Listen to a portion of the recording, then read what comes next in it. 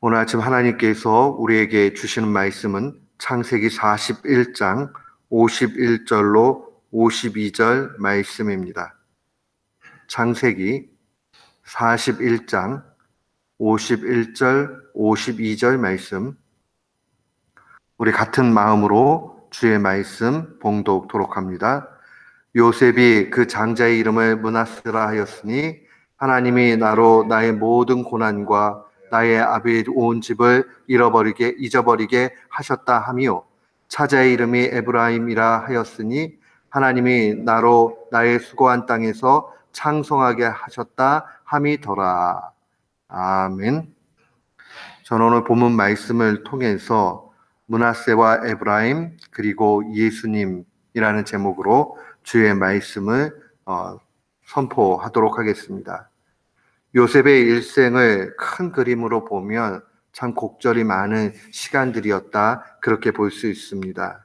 유년 시절에 보면 부모님의 사랑을 독차지해서 또 형제들 가운데서 특별한 사랑 가운데 있었던 것을 보게 됩니다. 그러나 그가 형제들의 미움을 사서 이제 애굽의 종살이로 그렇게 팔리게 되었을 때에 그는 13년 동안 모진 고생을 합니다.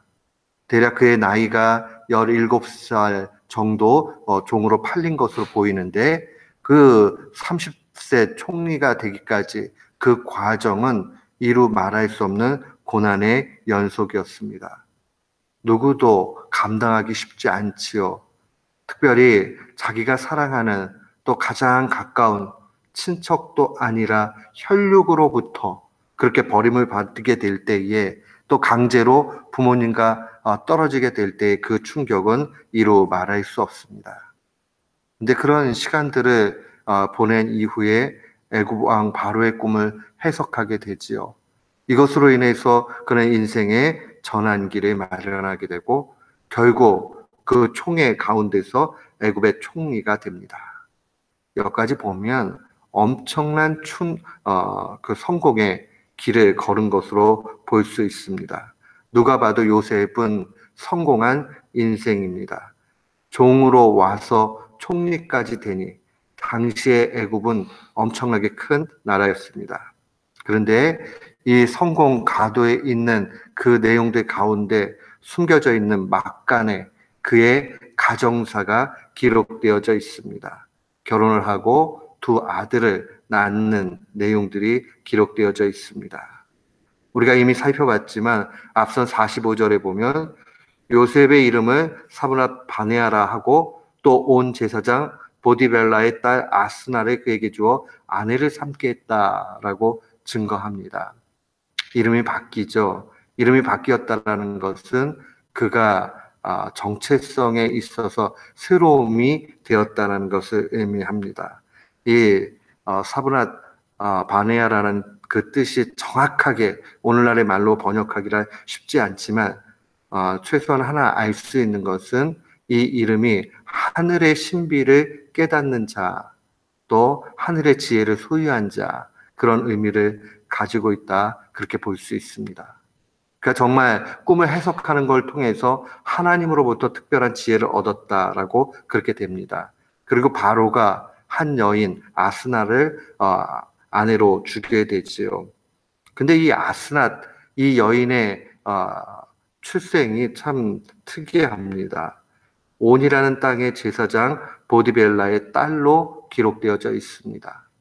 이방을 섬기는, 그것보다 더 심할 정도로 가장 측근에서 이방 종교 신을 시중드는 일을 하는 아주 고위층 가정과 정략 결혼을 하게 됩니다. 물론 유대인 학자들은 이 보디벨라를 보디발 장군이다라고 그렇게 해석을 합니다. 그래서 아스낫이 보디발 장군에 의해서 양녀로 드리게 되고 그 양녀인 아스낫이 이 요셉의 아내가 되었다. 그렇게 해석하는 이유는 바로 요셉의 무고함을 증명하는 길이다라고 해석을 합니다. 그러니까 보디발 장군 알고 있었다는 거죠. 요셉이 무고한 사람, 깨끗한 사람, 죄가 없는 사람, 자기 아내를 그렇게 겁탈할 만한 사람 아니다라는 걸 알았고 그 증표로 아스날을 주었다라고 유대 학자들은 해석을 합니다.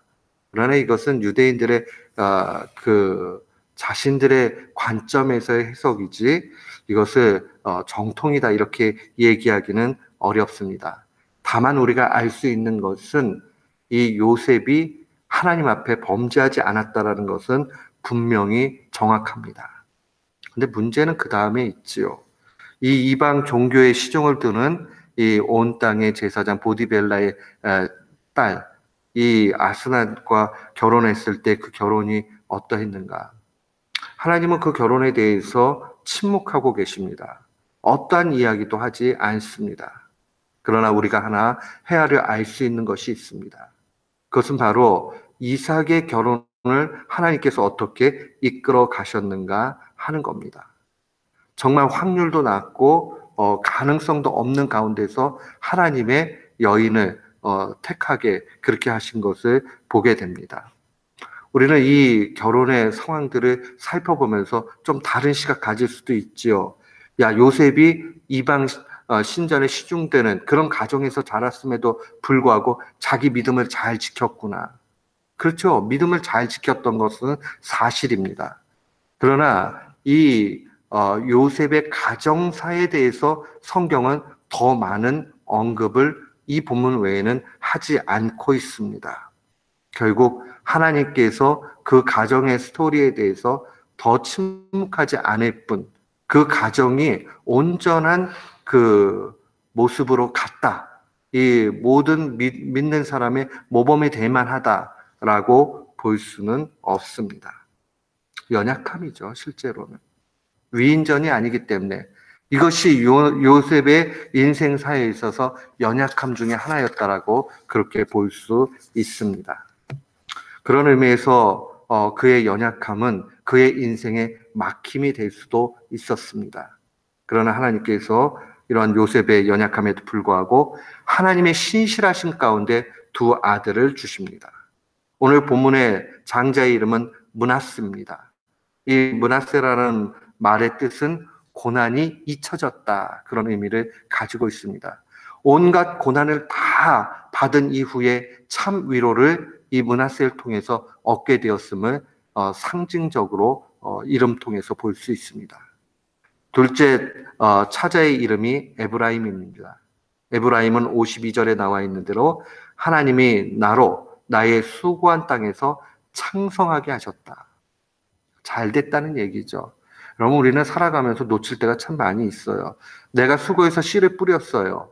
그리고 무언가를 거뒀어요. 그러면 야, 이거 뿌린 대로 잘 걷어졌구나 이렇게 생각해요. 좀 믿음 있는 사람은 하나님이 이렇게 해주셨구나 하고 영광 돌립니다. 그런데요, 실제로는 뿌린다고 모두 나는 것은 아닙니다. 수고한다고 다 얻어지는 것은 결단코 아닙니다. 우리가 무언가를 해서 얻어졌다면 그것은 크던 적던 다 하나님의 은혜라는 것을 기억해야 됩니다. 결국 하나님께서 이 요셉에게 물질적인 복락을 주셨습니다. 그래서 혹자들은 이렇게 이야기합니다. 레위 지파는 종교적인 복을 받았고 요셉 지파는 물질적인 복을 받았다. 그쯤 되면 참 괜찮아요. 유대 공동체 안에서 종교의 그 복을 받은 것, 이 종교적인 복을 받았다라고 하는 것은 상당히 많은 힘을 얻을 수 있는 그런 일들이 됩니다. 레위 지파도 괜찮은 지파라고 볼 수 있습니다. 또한 요셉 지파는 물질적으로 얻어졌습니다. 이쯤 되면 우리는 이런 생각할 수 있어요. 예수님이 왜 하필이면 레위 지파도 아니고 또 요셉 지파도 아니고 유다 지파로 오게 됐는가? 우리가 하나 정확하게 알 수 있는 것은 바로 이겁니다. 여러분, 세상을 움직일 수 있는 높은 위치에 되는 것, 물질로 힘을 얻게 되는 것, 이 인생의 성공이라고 얘기하는 것이 진정한 성공은 아니다라는 겁니다. 하나님의 나라의 관점은 조금 다를 수 있습니다. 예수님은 우리가 잘 알듯이 유다 지파 가운데 왔습니다. 유다 역시도 죄인이었고 연약한 사람입니다. 그가 고통 가운데서 그 위로를 받기 위해서 거리의 여인을 찾아서 나아가지요. 그 거리의 여인이 다말이란 자기 며느리란 사실을 알지 못합니다. 그 변장했던 여인이 이제 시아버지와 동침하고 아이를 갖게 됩니다. 나중에 배가 불러오는 걸 보고 유다가 화가 나지요. 그리고 저 여인을 죽이라고 명합니다. 그때 이 아이를 갖게 한 이가 바로 당신이다라는 걸 약조문을 통해서 알려주지요. 그때에 유다가 이런 얘기하죠. 그것들을 알아보고 가로되 그는 나보다 옳도다. 내가 그를 내 아들 셀라에게 주지 아니하였음이로다 하고 다시는 그를 가까이 하지 않았다. 어쨌든 진짜던 가짜던 상황들 떠나서 일단은 부부같이 돼버린 거예요, 며느리와. 그런데 그것을 잘못됐다는 사실을 알고 깨닫고 나서 그 다음에 그가 행한 것은 다시는 가까이 하지 않았다는 사실입니다. 여러분, 우리가 이것을 너무 가볍고 당연하지 이렇게 받아들이면 안 됩니다. 이 며느리 다말을 통해서 민족이 이루어지잖아요. 그게 유다 입장에선 자기 아이입니다. 그러면 어떤 마음이 들까요? 얼마든지 애비의 역할들, 또 그 다음에 자기 며느리였던 사람이 자기 아내라는 생각할 수 있어요. 그러나 그렇게 가지 않죠. 하나님의 언약에 충실함, 하나님 관점으로 돌이키게 됩니다. 다시 가까이 하지 않았다는 것은 그가 철저한 회개 가운데 나아갔다는 것을 암시합니다. 그런 의미에서 보면 하나님이 진정 관심을 가지고 있는 사람이라는 것은 단순하게 물질 복 받고 또 명예의 복을 받고 종교적인 경건의 일을 하고 이 차원에만 있는 것 아니라는 겁니다. 더 높은 차원은 하나님 나라에 합당하게 회개하며 나아가는 겁니다. 사랑하는 성도 여러분, 우리가 세상적으로 성공해가지고 죄 많이 짓고 죄 지었는지도 모르고 그렇게 사는 것보다 소박하지만 죄를 깨닫고 하나님 앞에 회개하는 심령이 훨씬 큽니다. 언약과 약속에 충실했던 며느리 다말을 인정하고 다시는 범치 않았던, 동일한 죄를 범치 않았던 유다를 귀하게 여깁니다. 하나님의 나라는 회개하는 자를 기뻐하고 높이 평가합니다. 예수님께서 분명히 말씀하셨죠. 누가복음 15장 7절에 내가 너희에게 이르노니 이와 같이 죄인 한 사람이 회개하면 하늘에서는 회개할 것 없는 의인 99으로 말미암아 기뻐하는 것보다 더하다. 의인이 정말 기쁨 가운데 그렇게 있으면서 99명 있는 것, 그 기쁨 다 합친 것보다 죄인 하나가 회개하는 것이 훨씬 천국에서 잔치 벌어진다는 비유적 말씀입니다. 회개가 하나님 나라에 얼마나 값진 것인가 하는 것을 알려주는 겁니다. 우리가 죄 안 짓는 것도 중요해요. 그런데 그 죄 안 짓는 것보다 더더욱 중요한 것은 무엇이냐 하면 죄 짓고 난 이후에 하나님 앞에 회개의 심령으로 나아가는 겁니다. 예수님은 그 혈통 가운데 오시게 됩니다. 저는 우리 모두가 세상 속에서 잘됨을 추구하기보다 한 영혼이 회개하여 천국의 기쁨이 되는 우리 모두가 되기를 원합니다.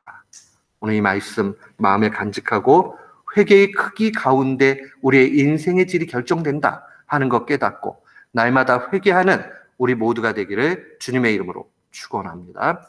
아멘.